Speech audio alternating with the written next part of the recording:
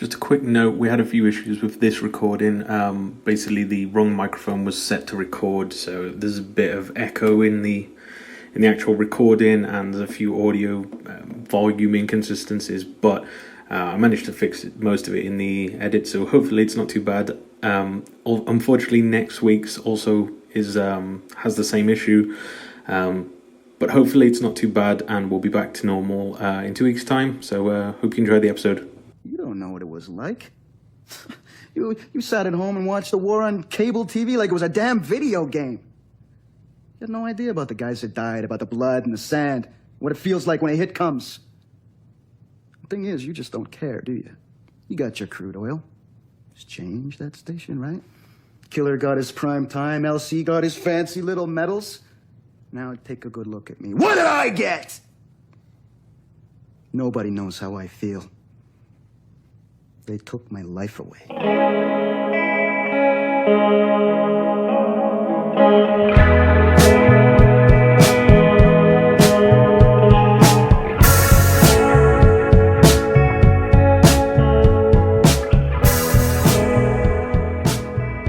Hello and welcome to Most Unwanted, an X-Files podcast. I'm Chex. I'm joined as ever by Roman. And no, we're not doing this. Yes, we are. We're not doing this again. That's your name. Just accept it and move on. Move forward. How have you been this week, Luke? Yeah, that's better. Been okay. I've not had a bad week, actually.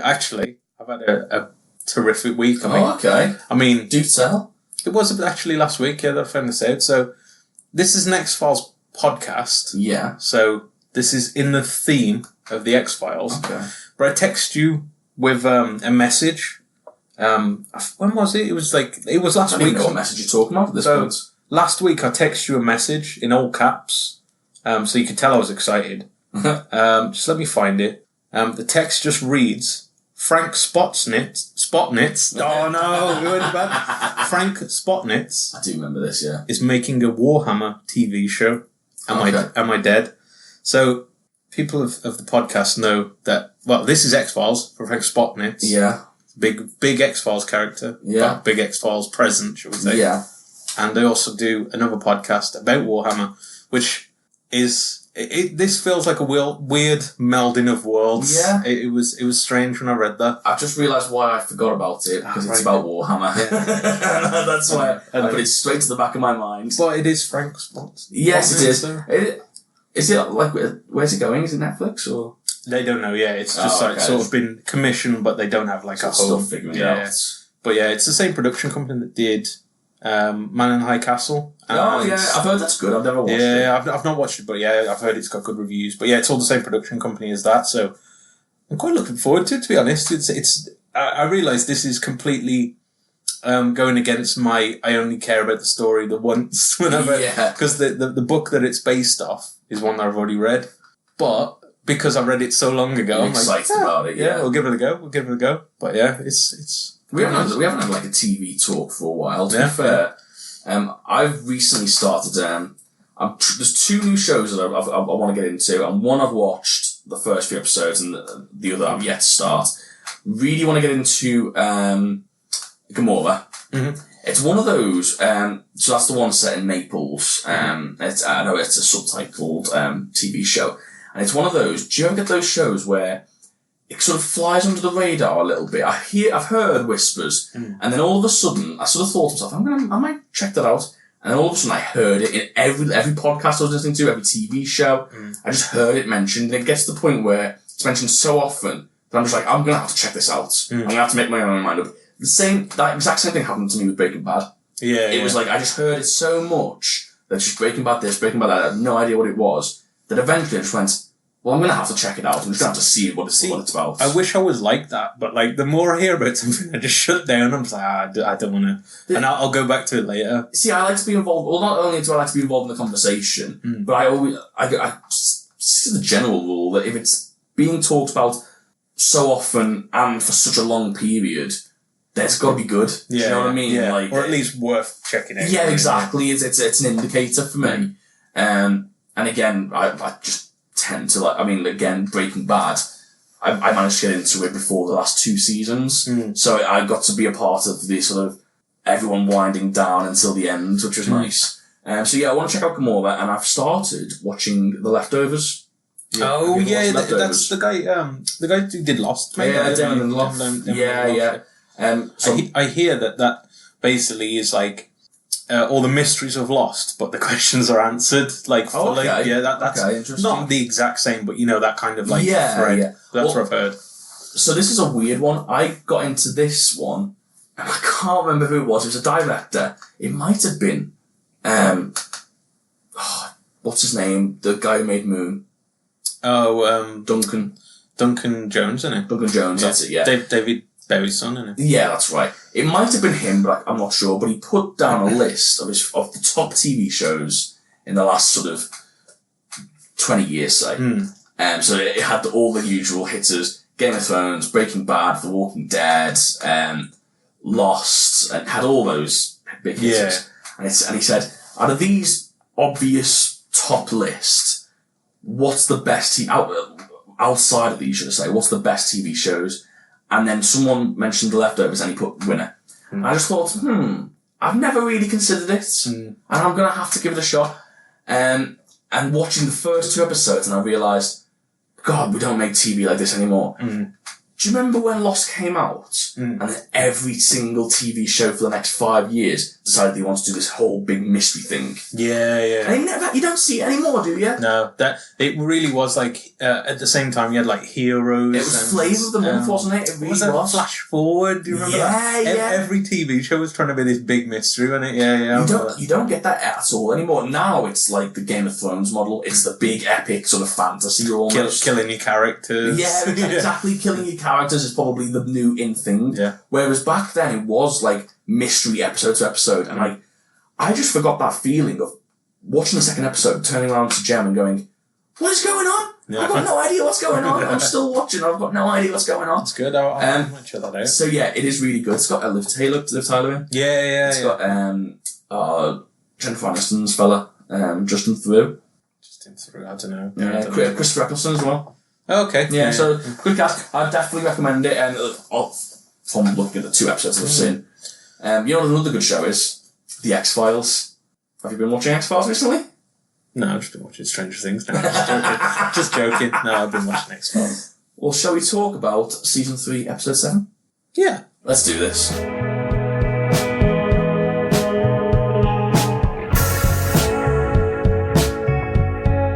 So, like I said before, this is Season 3, Episode 7. This one was entitled The Walk. It was written by John Shaban and directed by Rob Bowman. Originally aired November 10th, 1995. So, let's get into this. We start off at a hospital in Fort Evanston, Maryland. And we start off with Lieutenant Colonel Victor Stans he's just been saved from his 3rd suicide attempt. Yeah. Or was this his 2nd? No, his 3rd and his 3rd in as many weeks, wasn't it? Yeah, I think they mentioned that. So the doctor's asking him, basically he seems to be going through a therapy session, and the doctor's sort of saying to him, well, you obviously, it's a cry for help. That's what he says. It's a cry for help because this is your 3rd time in as many weeks. If you really wanted to do it, you would have done it. Yeah, basically. And Victor turns around and says, well, I can't because he won't let me. And so when the doctor asks who, turns around and he's looking at himself in a mirror. So the doctor's obviously a little bit concerned. He says, bear with me 2 seconds, I'm just going to let you get something to sleep. In this few moments, this is a bad mistake from the doctor, a suicidal man. Yeah. But then again, he didn't believe that he's suicidal. No, I suppose. It's cry for help. Well, he's very wrong. Yeah. Because it makes a massive cry. Yeah. A scream for help. This guy, he attempts to, he goes into, what I think is a gym? They call it hydrotherapy, I think. So it would be in a gym then. Yeah. He goes into this big tub where you can adjust the temperature, starts boiling the water, puts weights in his sort of pockets, and then just jumps in. Bear in mind, as he's trying to jump in, this sort of invisible force unlocks the door and then pulls the fire alarm to alert the nurses. But just as the nurses come in, he jumps into this scalding water. I mean, I would have chosen a way quicker way to go than this. Well, I have an issue with it. So, we'll just finish the rest of this scene. They find him come in. They lift him out. He is burned head to toe. Like, he's completely disfigured now. Yeah. He suddenly, his eyes pop open. He wakes up and he says, "I told you he wouldn't let me die." And then we open with the opening credits.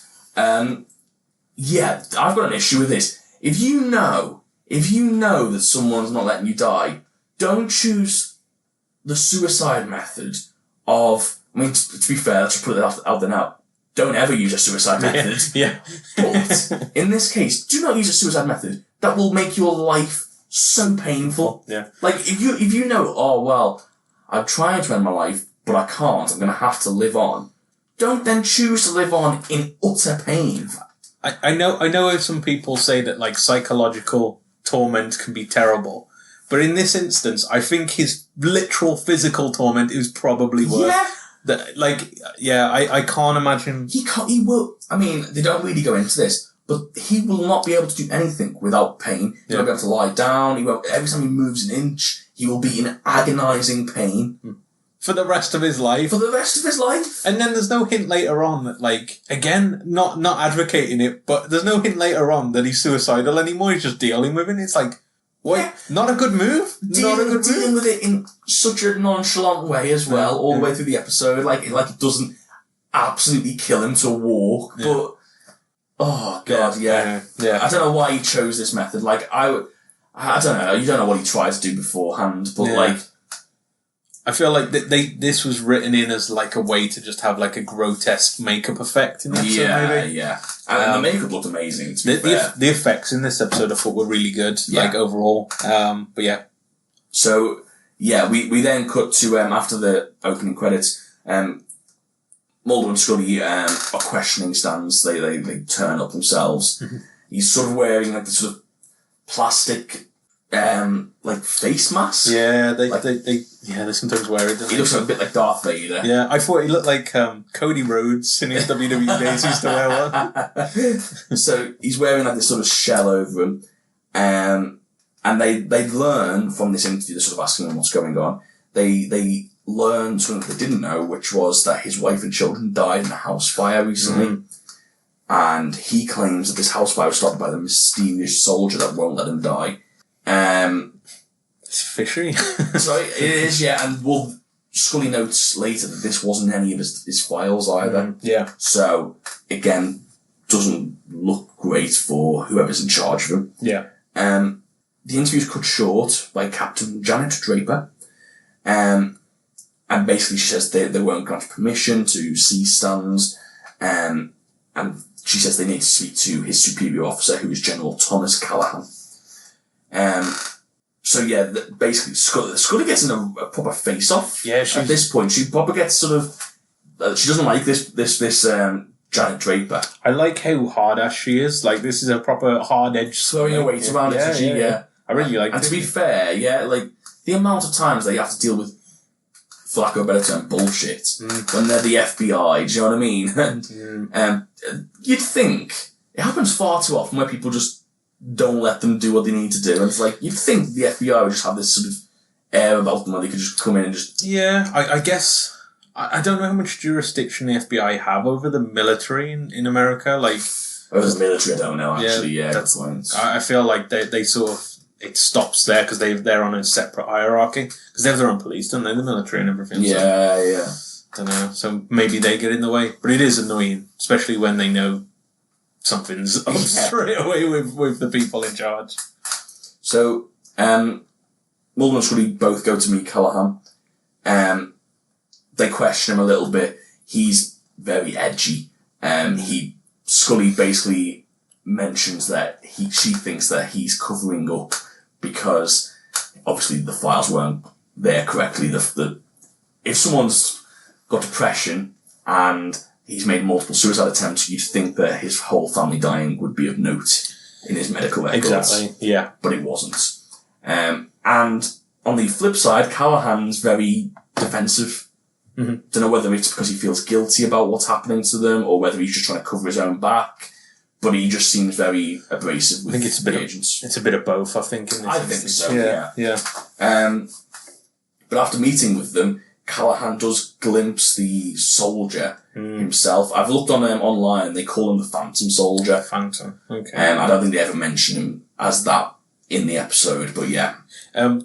Before that as well, we do see, I don't know if it gets onto this, but we see some of the veterans actually talking, having like a round table discussion. Yes. Sorry, I don't know if you would talk. I have, but yeah, we can talk about it. Yeah, I just put it in the next scene. Yeah, I'll let you carry on. So yeah, you do see like this sort of therapy session.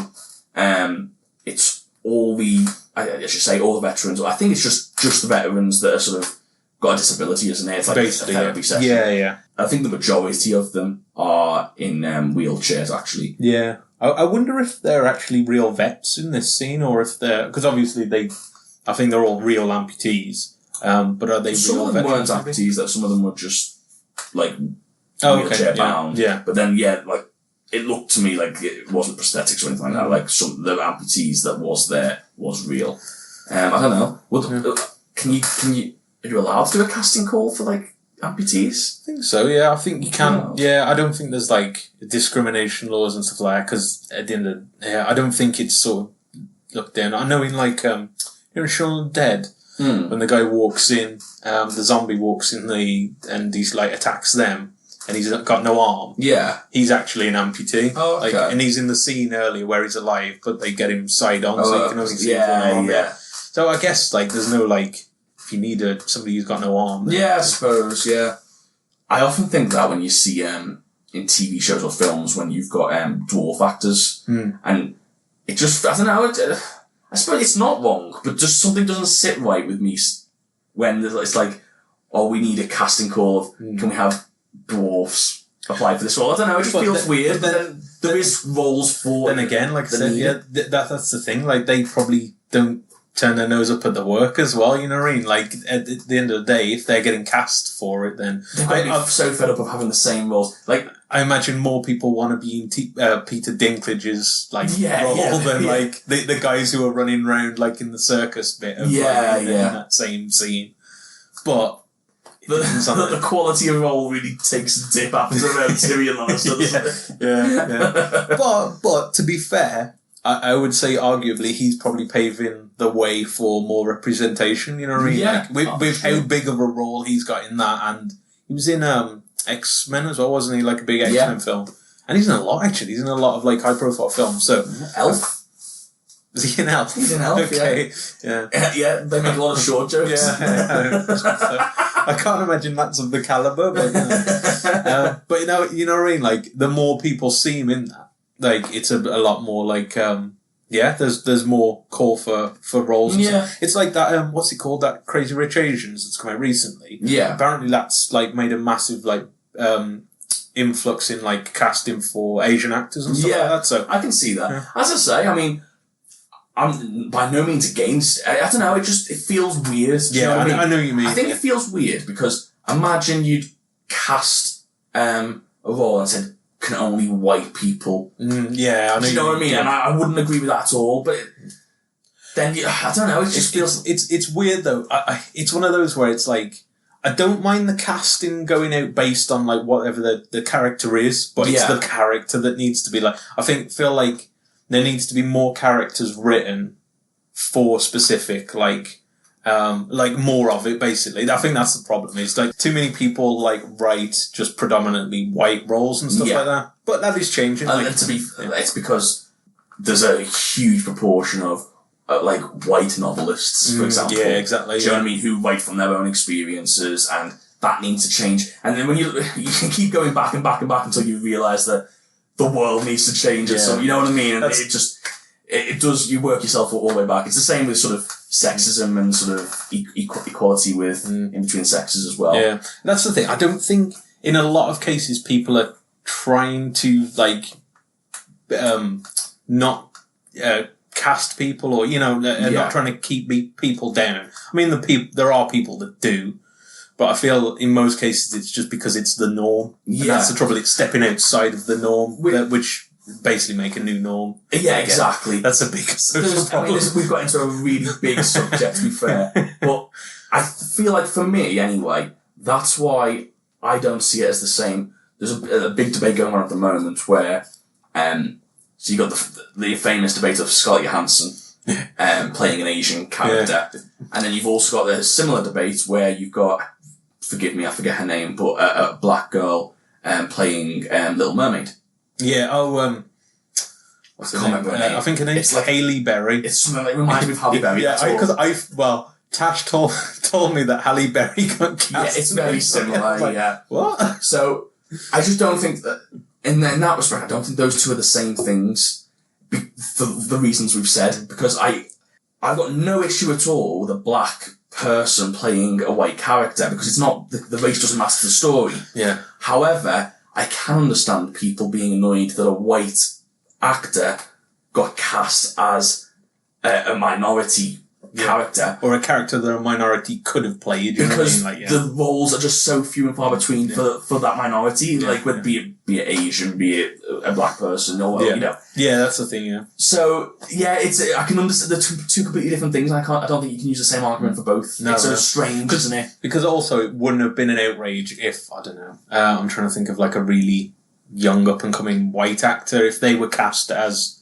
what's her name, Ariel. Yeah. If they were cast as that, it wouldn't be an issue either, you know what I mean? Like, so yeah, it all depends on the context of what's happening. I think it does. Because Scarlett Johansson said something recently and sort of really toned down. She just keeps putting her foot in it, doesn't she? Didn't she say something like, I should be able to play whatever I want, I can play a tree if I want to? And it's like, that's not the point. Not It's not the point. There's no trees out there with her feelings.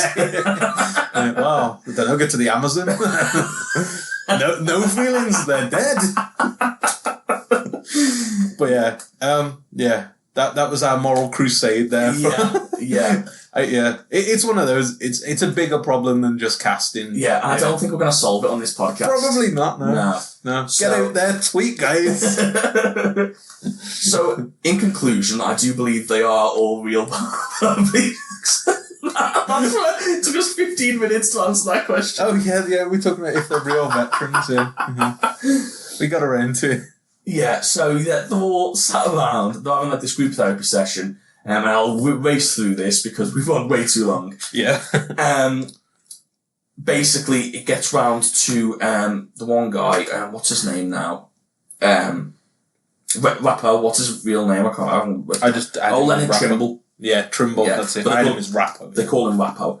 He basically gets round to Rappo, and he does not want to be there. He's mocking everyone else for sort of still having hope that they can maybe walk one day, and he calls them all pathetic. He says that there is no hope, and Rappo hasn't got any arms or any legs. He's basically just stuck there, and he seems to have a real negative outlook on life. He seems to be all positive in one way of looking at it, because he just seems to be happy with his lot.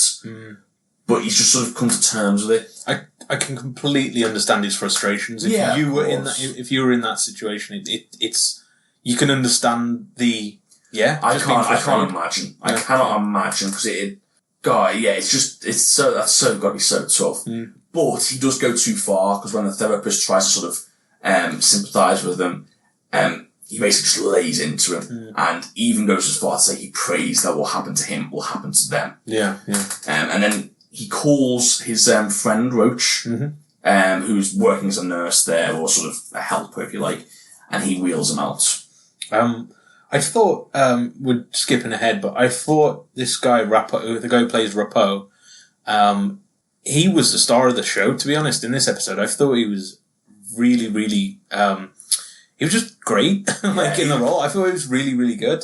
He was quality, really, really well. Yeah, I had to look if he was in of anything else since, but it's one of those things that he hasn't. What is that? What roles are there? Yeah, and he's not really in anything. This was probably his moment to shine. You know what I mean? There's not. Again, without getting straight back into it. Yeah. But as much as you'd like to say, well, there's roles out. What role? I feel like apart from a war veteran and stuff, or like that, voice acting, maybe. Yeah, that's probably it. Yeah. It is sad, but yeah, he was. But in summary, he was great in it. So going back to where he was before, Callahan, when he sees the the Phantom Soldier, he also finds his answering machine playing. Yeah. And it's sort of replaying this sort of message, but it's like gobbledygook. It's just, you can't understand what it's saying. It's just like this, but it's definitely someone talking, but it's not intelligible. And later we see a scene with Draper in the pool. Yeah. This was weird for me because it just seemed like, I don't understand what importance she had. Do you know what I mean? Yeah, I don't know why they killed her, really, but she was there, and I think it was just like a loose end. I think she was close to Callahan. Maybe, yeah, like she's his assistant, I guess. Yeah, because they have a scene before this, don't they, where he's sort of talking to her, and it's pretty Pally, yeah, but there's nothing really. That's about it.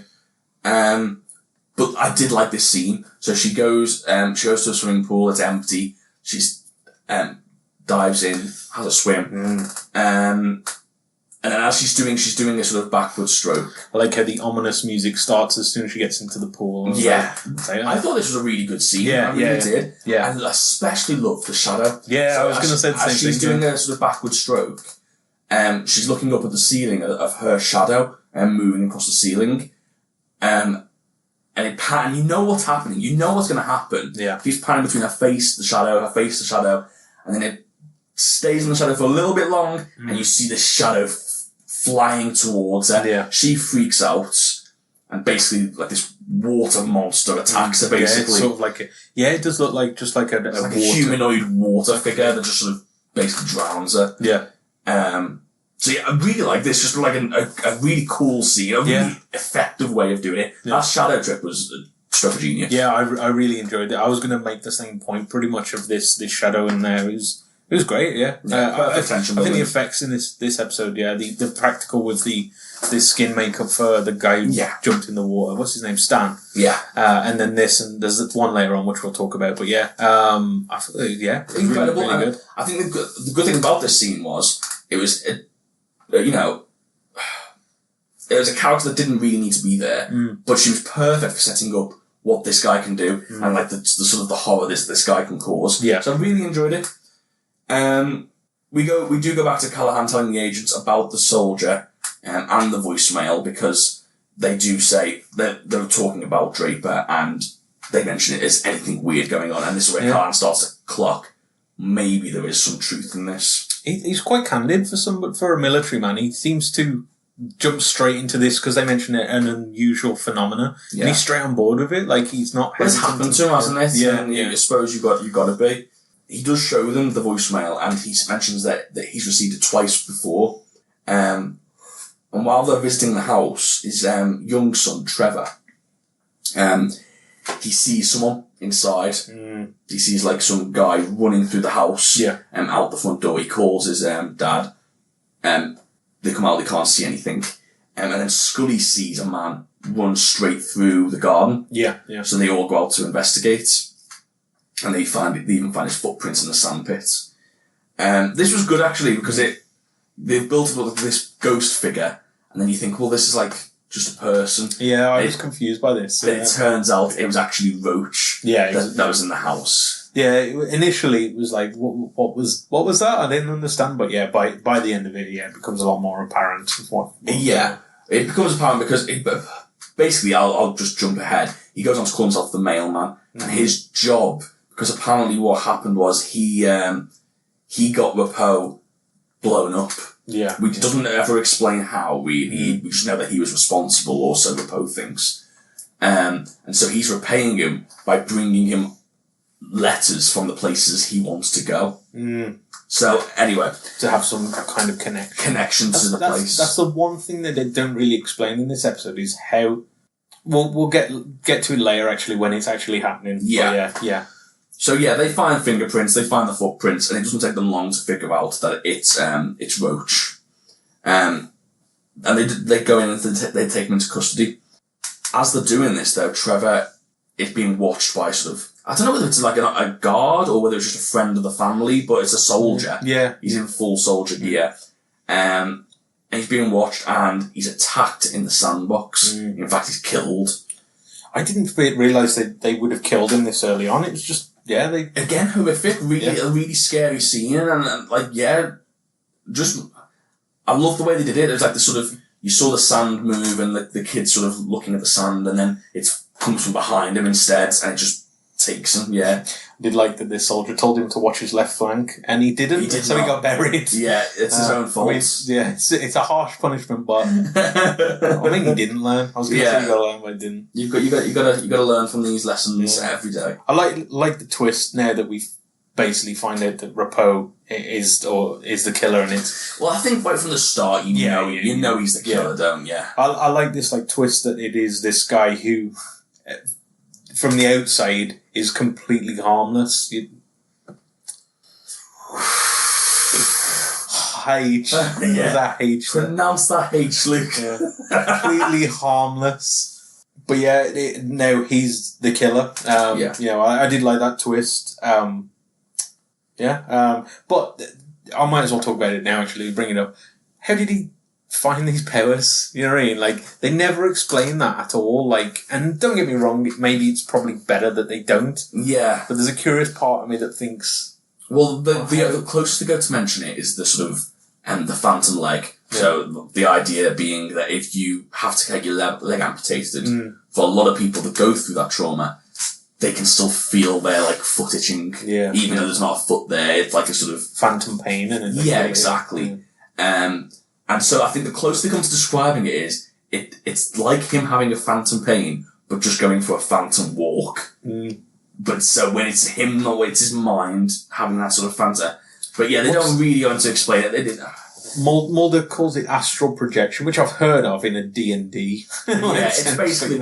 It's a bit like Doctor Strange. Yeah. In Endgame. You know what I mean? I think that's the same thing, astral projection. Yeah, it is. It's like your soul moving from your body. But yeah, it was just weird that they didn't bring up any sort of explanation to how, even if he said I don't know, it wouldn't have been Vietnam, it would have been Iraq, wouldn't it? I don't know. I'd assume so. Yeah. I don't know. I'm trying to think of any story reason why he might have figured this out in Iraq, but I don't know. Nothing comes to mind. You can only assume it happened after he got blown up, though. Yeah. But then again, I would imagine if they did give it a backstory, it might be hokey. And and it doesn't maybe. To be fair, it's fine the way it is. I mean, there are a few scenes here, but we can just sort of quickly skip through them because we've already spoke about it. Scully and Mulder and Scully both sort of interrogate what's his name again? Roach. Yeah, they interrogate Roach, and he admits to being the mailman. That's the way he dresses himself. He didn't kill anybody. He's just the mailman, and he does give Rappo's name as well. He says, "I'm just Rappo's mailman. I just deliver him the mail. That's all I do."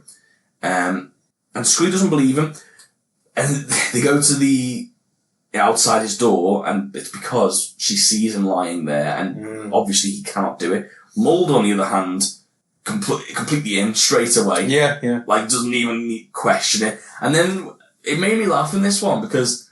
I don't know whether Mulder doesn't do this usually or whether I've just only noticed it now. But Scully sort of went, well, obviously it's not him. He can't walk. Yeah. I think she says he can't walk, let alone kill somebody. And Mulder looks at her with such disdain. He just looks at it, proper side eye, and he's like, "Oh God, again." I like his quote here where he just goes over the top of him and says. What's he saying? I'll put the quote here anyway, but basically he says no sleepwalking or something like that too. Oh, that's what he's talking to him later, isn't it? Is it later on? Yeah, it's when they both go in to interrogate him. Because at this point they don't think he can do it. Oh, okay. Because they just have a look in through the window. But they do go and speak to him because when they go back to talk to Roach, Roach is dead. Now there is a scene before that where Roach is sort of basically banging on the door saying he knows this place, he'll be able to get me, you got to get me out of here, blah blah blah. They go back to see him and he's dead. They someone shoved the sheets down his throat.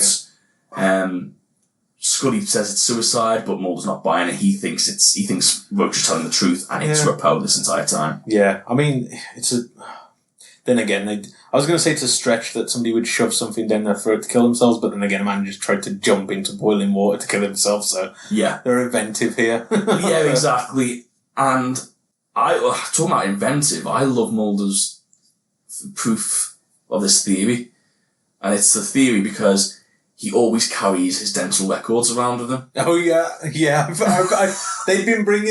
been doing that all through the episode. I forgot about that, having these like dental plates. Yeah. It's like, you don't do this all the time.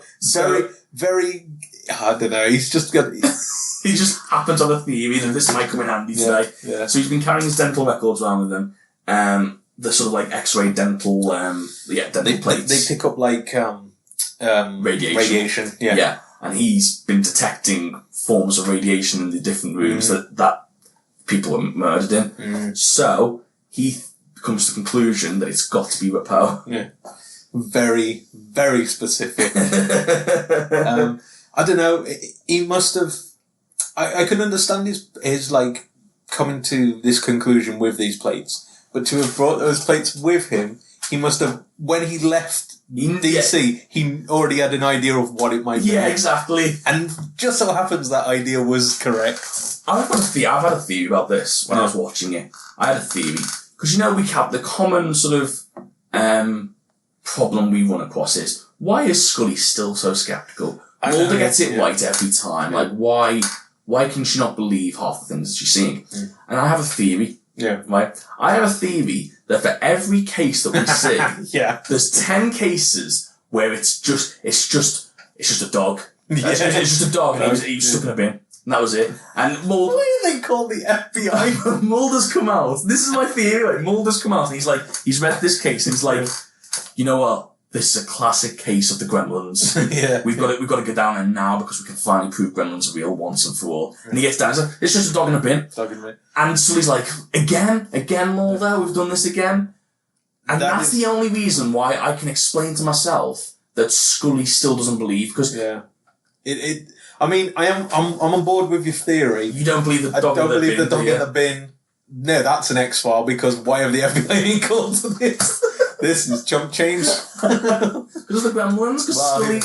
Why have the FBI responded to what is essentially just a normal murder? The thing is, I'm just assuming the dog's not dead, it's just a dog in a bin. Yeah, that's what I'm thinking. A dog in the bin making noise. Yeah. And someone's phoned it in, it's Gremlins. Okay, yeah. You know what I mean? Creepy Gremlins, yeah. Yeah, so it's... the second case would be like, there's witches. There's it's just a bunch of naturists. Yeah. They're just running around the woods. Oh man, I want to see the X-File bloopers where they just walk into a woods and there's just a load of naked people. We should do it. We should record all the episodes so for every one episode, we record 10 episodes of just normal cases. Yeah. Here's the kicker. We'll call it Files.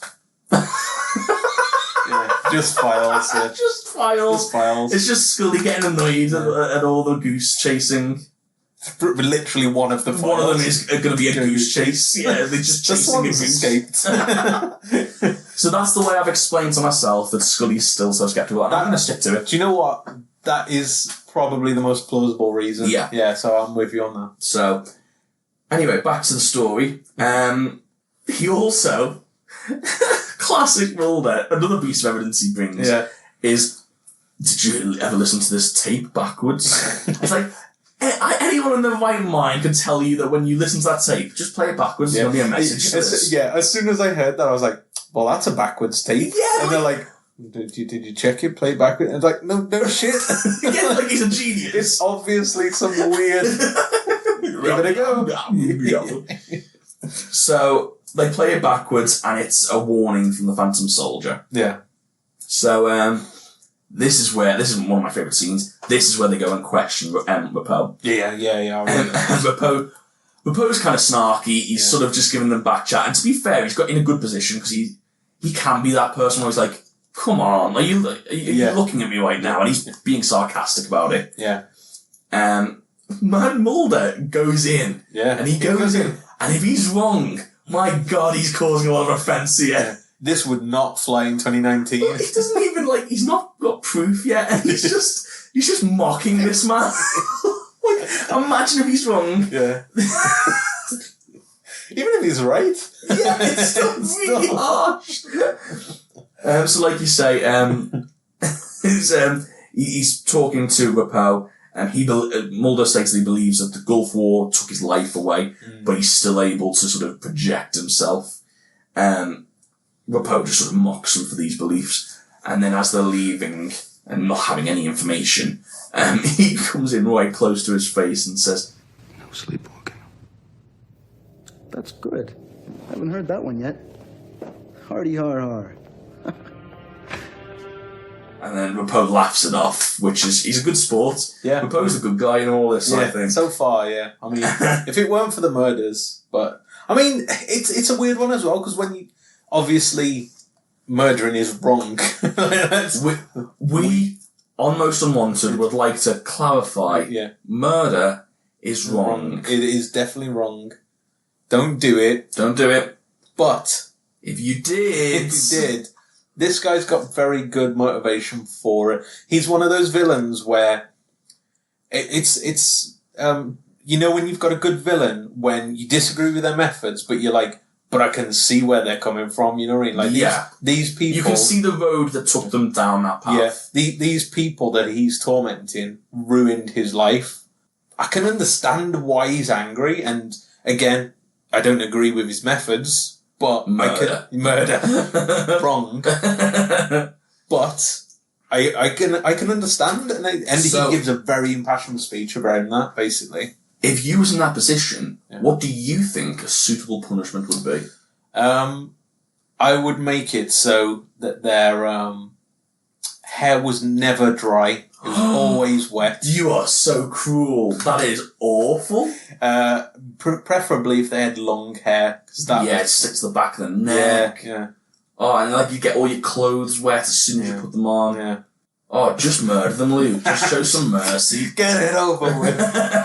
Jumps in a boiling pot of water. Except his hair stays dry. Yeah. And what about you? What would your punishment be? Let's not just leave it on me. What would my punishment be? I don't really know. I think a knife, if you're going down a knife and eye routes, it would be to take off the arms and legs. I don't feel like that's appropriate. That's very violent, you know what I mean? It is very violent. That's maybe a toe?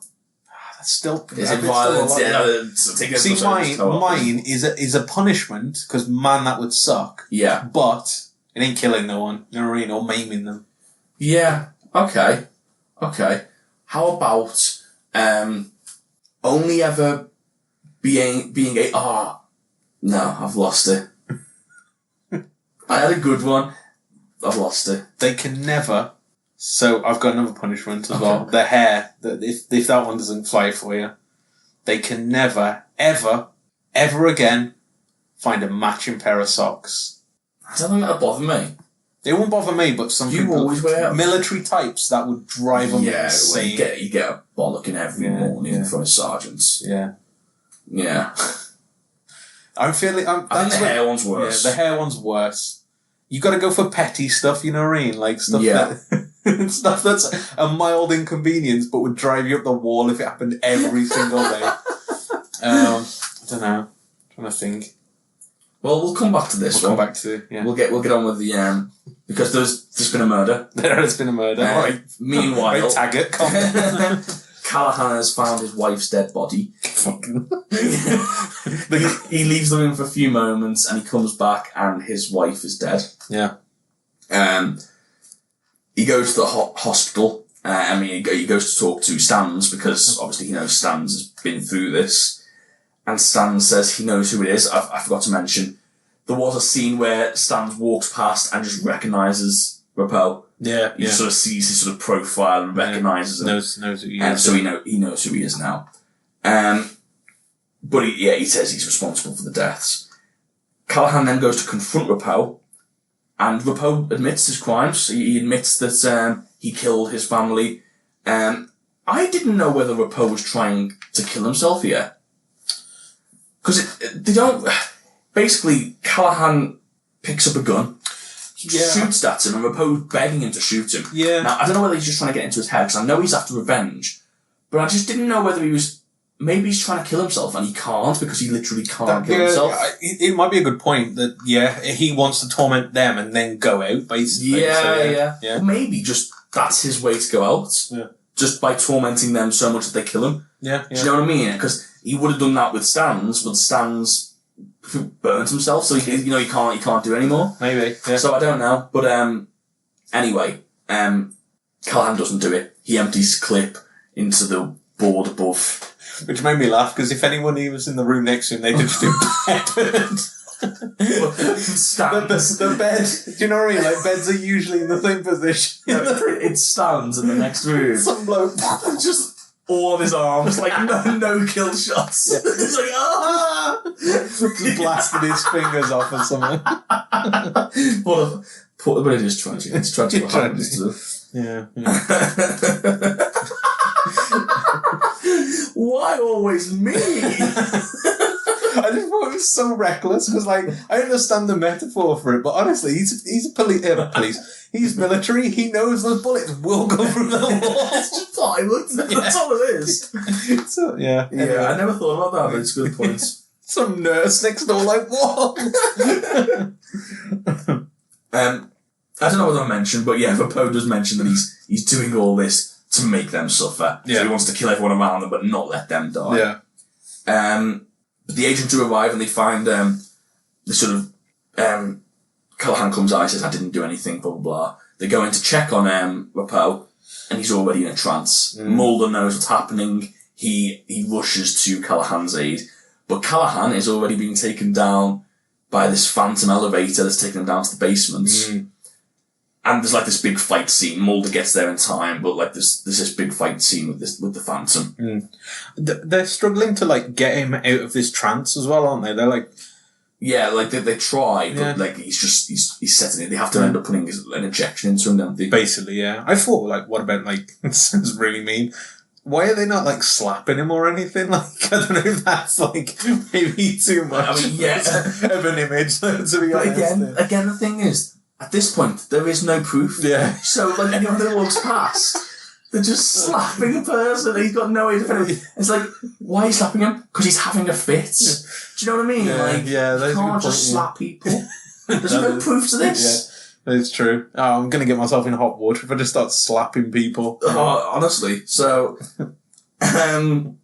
yeah. So, anyway, in this one, where was we? Rappo's, attacking Callahan. And it's in like a basement, a sort of steam room. The classic setting for these sort of, I really like this scene as where like all the steam vents are bursting, because the music and the setting of everything, it made it feel like, do you know, like a game when you get to the final boss? It's like a big fight. It felt like that. It felt like a big conclusion to it. So yeah, I really enjoyed this. Kind of like in a video game as well, this one, because it was like a twist on how you beat him. They try to beat him and they can't. But meanwhile, while this is happening, Stans enters Rappo's room and smothers him with a pillow. Yeah. Killing him, and thus killing the apparition, the Phantom Soldier, whatever you want to call him. Callahan escapes with his life. And then after the end, we see sort of Mulder's narration, which is unusual. It's usually Scully. Yeah, I thought that was weird, yeah. But yeah, he's basically says, as always, there's no physical evidence linking Rappo. So again, apart from his confession to someone he was angry about, and he just wants to hurt them. Maybe he just wants to sort of say, oh yeah, it was me, just to try and get under their skin. Maybe this Rappo's innocent. I mean, we know he's not, but... Do we? Well... I suppose we do, because we were talking about it with Roach, wasn't he? Yeah. But they do mention as well that he's buried in a non-military grave as well, so it's one last... Yeah, I mean, if he wasn't, then it's another FU to Rappo. Yeah, exactly. Yeah. Mulder mentions that the case of Callahan's wife and son remains open. This is technically because there's no evidence linking them. Like you said, the army refuses Rappo's family request that he be buried in a military grave, and he's instead buried in a civilian cemetery. And we see Callahan sitting at his desk, basically just carrying on, soldiering on, despite the loss of his family. And we see Stans without this sort of that plastic protection thing that he had, and that's not on him anymore. Still completely scarred, still horrendous scarring for life. And he comes in with a mail cart, drops basically, I don't know how to describe the scene, but it basically just looks like these two men are just going about their daily lives. They just look so depressed, both of them. It's just, they look like they're broken. You know what I mean? Basically, like, yeah. They've lost everything, and they're just got to carry on now. I mean, I suppose it doesn't make sense why Stans hasn't killed himself. Yeah, now he can, I suppose. Because he was trying. Why can't he now? I guess he's sort of... You could sort of argue that he's gained purpose back in his life, I guess. But then again, his purpose was that he killed His family? Rappo. Well, no, he killed Rappo. Oh, yeah. And so, yeah, his purpose is done. I'm not suggesting he should, but... Yeah, he's got a shitty head, like... Why is he head, jumping into that boiling water? If he hadn't have done that, everything would be dandy. Yeah. Well, I mean, his wife and kid is still dead, but, you know... There's plenty more fish in the sea. At what point... Oh, no, I'm not getting into that. You cancel yourself like that. That's the problem. Yeah. But yeah, that is the end of the episode. What did you think? I quite liked the episode, actually, more than I thought. Especially, actually, there we've been going over it. Recapping it. Yeah. I find that so often that I enjoy an episode that I wouldn't necessarily enjoy watching it, and I find the fun in it when I'm talking about it. I like the setup of how, especially the ending, and the music, and the effects of it really helped this, and it was just more action-packed than I thought it would be. Yeah. And it's got a lot of allegory for veterans and soldiers and the way that they're treated, especially after the war. And yeah. So I did quite like the message in it. So I actually enjoyed this more than I thought I did. Yeah. Into it.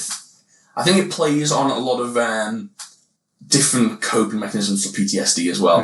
Like I think that's a major theme throughout, and it's all these people coping with traumatic events that have happened in their life. Yeah. And it's all the different ways and how to cope with that. And some people do take that out with anger. Some people do want to end their life. And it's interesting to see those sort of different dynamics unfold.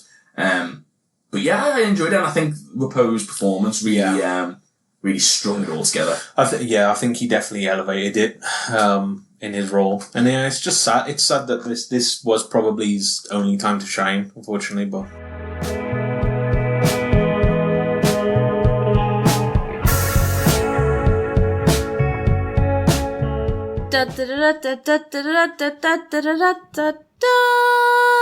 Luke's production notes. John Shaban, being new to the series, found the episode challenging to write, particularly in the beginning, where Mulder and Scully have to come together on a case, yet they have to be at odds. Yeah. Which You is should ask all the other writers to help. Yeah, I was going to say With that. every episode. That's pretty much the formula, isn't it? Why get this guy in? Shaban comes in and he's like, I'm really good at writing complex storylines, but I'm not very good at writing two main characters at odds. Is that going to be a problem? No! Perfect. Shaban was inspired by the film The Men, 1950. I even got the year and everything. We are legit. Which is about a World War II lieutenant who is... Sorry, let's do it the British way, and let's annoy everyone. Lieutenant. Is that the British way? Yeah. Is it really? Yeah, there's no F in it. I don't know. I've always called them lieutenants. Yeah. I've heard lieutenant. I just thought that was a different thing. No, it's the same rank. I don't know how the armies are different in the countries, but it's the same name rank. It's just we say lieutenant for some reason. Okay, interesting. I don't know why. It literally reads lieutenant. Yeah. Lieu. I don't know. Anyway. Britain. Anyway, it's about a World War II lieutenant who is seriously injured in combat and wants nothing more than to be able to walk again. He eventually connected this desire with the parapsychological concept of astral projection, and the two just sort of fit. Okay. So, there we go. That's how he came up with the plot. Yeah. Some members of the writing staff were concerned about killing Callahan's young son, Trevor. But Shaban was not bothered by it and felt that Rappo wanted to take everything from Callahan, and the worst blow would be to kill his son. It was shocking to me. I didn't up until the point where literally you see the mom crying, like packing stuff away. I was like, oh God, they killed him. I didn't realise that. Yeah, it was quite shocking, but and again showed the lengths that Rappo would go to. It's weird, isn't it, how these days, if you had a character like killed off, like a kid killed off, I don't think it'd be as shocking. It's been so overdone now. Yeah. And again, that goes back to our previous conversation earlier in the episode, where it's flavour of the month, and like it just doesn't happen. Yeah, it's just it's almost frustrating now because like everyone's expecting it. Yeah. Ever since Game of Thrones sort of really sort of rocked the boat. Do you remember it's the combo of Game of Thrones and Walking Dead? I think at the same time. To an extent, but even Game of Thrones paved the way for Walking Dead. Really, if you remember The Walking Dead, I mean, the first season they didn't kill it for anyone major. They left they literally left a character. They left one of the main characters alive, even though he was like given him the chance to come back. Yeah. And the one character that died in it, I can't remember his name. But again, I can't remember his name. He wasn't a main character throughout, so you knew he was going to die. Yeah, yeah. So they didn't want to pull the trigger that early. It was only when Game of Thrones did it that it sort of became mainstream. Do you remember the shock when Ned died? I know. I think the entire world just went into meltdown. Yeah, yeah. Because it was so unexpected. Then again, shouldn't be. It was Sean Bean. Yeah, I mean, put that aside. But yeah, I know what you mean. You know what I mean? The main character you've been following throughout just died right in front of you. It wouldn't get the same reaction now, and it's because people do it every season. Do you know twice, 3 times, 4 times a season. I think the only way, because Sean Bean was quite big for Game of Thrones, like, you know, a TV series having an actor of that quality. I feel like the only way you'd be able to do it now is if there was a TV show that had, like, I don't know, Leonardo DiCaprio in, and he died in the first episode, you'd be like, what? Yes, exactly. A massive star dying. Like, I feel like that'd be the only way you could replicate that feeling, but again, it's been so overdone. Yeah, yeah. Again, bring back the mysteries, that's what I say. We just go in a loop. What's next? Mysteries or deaths? Procedural. We need like Monster of the Week kind of TV shows. You haven't got any one of those. There's not. I suppose Doctor Who maybe, but we've been over this. Yeah. And the thing is, police procedurals are in now as well, aren't they? Yeah. You get them constantly, and they're sort of wearing a little bit thin, I guess. What'd be the one? Because it's always cyclical, and it there's always stuff, so it's got to come back around. I think it's too early for a mystery type series. Yeah, I don't know, because before Lost, which I would argue brought that in, you didn't really have Lost really brought in like the golden age of TV. Do you know what I mean? There wasn't really anything like that before Lost. I mean, there was, but not to that level. No, because I'd say more TV shows were more like X-Files, Buffy, like these episodic shows. I think these episodic things probably the one that you'd have to sort of revisit. Yeah. Maybe we're. I don't know what the next thing would be for it though. No, do you know what it is? The current thing is just dump it in one series, the Netflix style. Yeah, that's the trend now. Yeah. But anyway, we've railed on that. I feel like we've gone over. We're just repeating the same old shit now. Yeah, I know. Become old men. Anyway, some of the members. Oh no, I've read that one. Director Rob Bowman felt that Ian Tracy, who played Rapone, was an incredibly strong actor and fit the role. So, short words for Rob Bowman. I find Rob Bowman's comments sometimes are very obvious ones. Yeah. He'll sometimes say he thought it was really good. Okay. Anyway, sorry, Rob. Daryl Hayes, who played an army psychiatric in this episode, previously appeared as an CIA operative in the first season episode Shadows. Oh, okay. We get a lot of returning cast members. I think might as well, man. Yeah, there's people you know. I think there's some tweets, isn't there, this week about talk about the same kind of things. Yes, we'll get to that. I bet I'll not steal your thunder. No, that's my segment. We'll get to it. Draper's drowning scene required actress Nancy Sorrell to be yanked underwater by a discreet cable connected to the floor of the pool. Okay. That must have been stressful. Yeah. I wouldn't have liked that role. The effect of a wave overtaking Draper was created by special effects department members Matt Beck and David Gother. It doesn't actually say if it was... I'd imagine it's basically like pistons. Yeah, I guess giant pistons, yeah. Because it didn't look like CGI or anything like that. No. For the scene in which Trevor is killed, one of the show's stuntmen was buried in sand and burst out on cue. The scene was then digitally augmented in post-production. Okay. So it did look quite like a humanoid figure. Yeah, it did. And I mean, that was what they were going for anyway. So that makes sense. The effect in the climax, where Repo's apparition throws Callahan and Mulder across the room, was created with an air ram, a pneumatic device that catapults a stunt performer through the air using compressed air. Oh, okay, cool. Didn't know that was a practical effect. I would have thought it was like one of those wires that pulls them. So, yeah. It's quite interesting that they do it. They push them and stuff. Yeah. I guess. The visual effects for the episode required substantial attention and were almost not completed in time. We don't get any more information on that, unfortunately. So, that's the end of my production notes. Okay, superb. Should we get into a little bit of feedback that we've had recently? We should. We should get into...